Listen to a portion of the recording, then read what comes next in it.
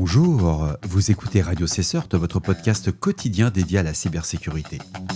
Je suis Marc-Frédéric Gomez et j'espère que vous allez bien. Nous sommes le dimanche 29 mars 2026, épisode 612, et au programme de ce Flash Info Cyber, une vulnérabilité de type side request forgery affectant Docker Desktop, la publication de Tails 7.6 avec l'intégration native des bridges sous Tor, une campagne de phishing ukrainienne usurpant l'identité du CERT ukrainien national pour déployer le RAT AGEWHEEZE, la compromission revendiquée par Andala du compte Gmail personnel du directeur du FBI, Kesh Patel, et enfin, une synthèse du First Technical Colloquium qui a eu lieu à Paris, centré sur les limites de la synchronisation opérationnelle inter-CERT, 5 sujets de la vulnérabilité au renseignement stratégique.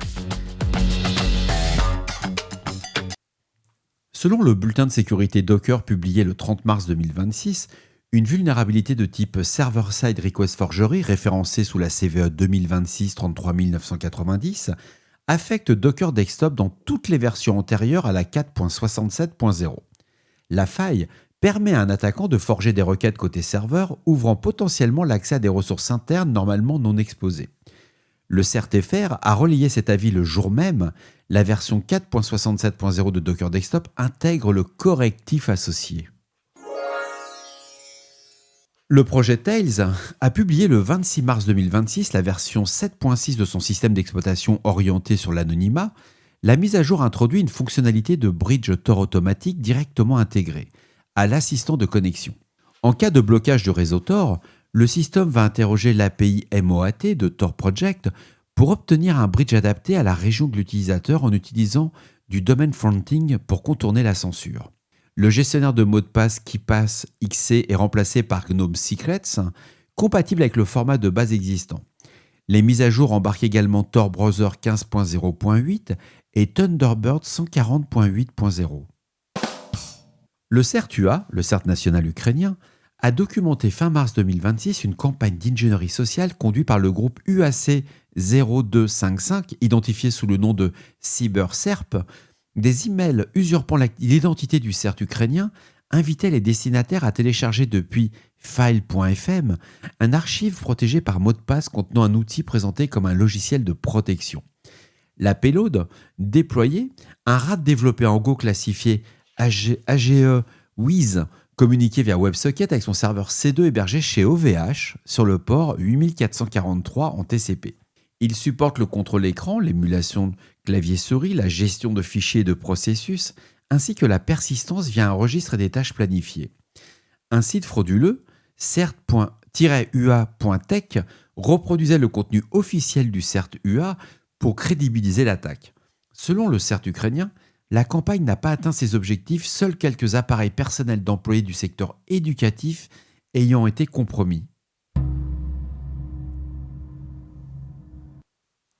Selon Security Scorecard et plusieurs médias dont TechCrunch, le groupe Andala, affilié à l'Iran et associé par le département de justice américaine au ministère iranien du renseignement, revendique la compromission du compte Gmail personnel du directeur du FBI, Kesh Patel.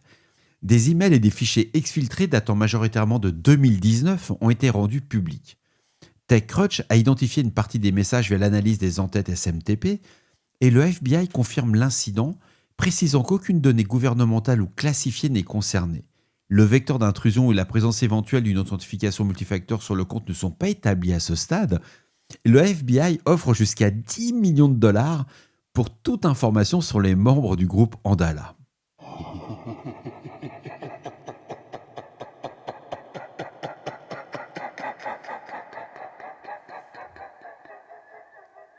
La fondation First, à travers un événement, le First Technical Colloquium qui a été organisé à Paris par Groupe IB, a réuni des équipes de CERT, CSIRT et opérateurs de sécurité pour examiner les limites actuelles de la défense collective.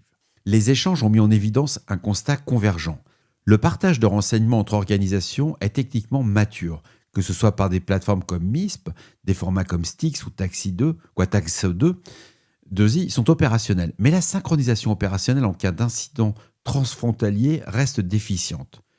Comme l'a formulé Manos Athanatos du FORF, la Threat Intelligence circule à la vitesse de la lumière, mais la réponse coordonnée avance encore à la vitesse d'un fil de messagerie. Les sessions menées par Cisco, ainsi que par Thales et Grimaldi Group, ont illustré des problématiques communes. Détection de campagnes longue durée à bas bruit, fraude à l'identité interne, fiabilité des sources du dark web et place de l'IA dans les workflows d'analytique. Le signal structurant de l'événement, c'est vraiment ce qui a été bien vu, c'était le défi de 2026, c'est plus de collecter de l'information, ça on sait le faire, mais c'est plutôt la synchronisation opérationnelle entre les organisations défensives. C'était passionnant, j'ai eu la chance d'y participer, c'était brillant. Et voilà, ce 612e épisode se termine ici pour aujourd'hui. J'ai passé la journée chez le veto à cause du chien, c'était l'enfer. Mais ça va mieux. J'espère qu'il vous apportera toutes les informations nécessaires. Bien entendu, toutes les sources et références sont disponibles dans la description associée à cet épisode ou sur le site web de radiocessort.org.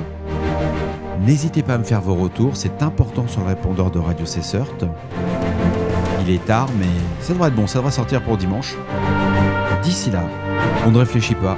Ah oui, j'ai oublié le son, comme quoi il est vraiment tard.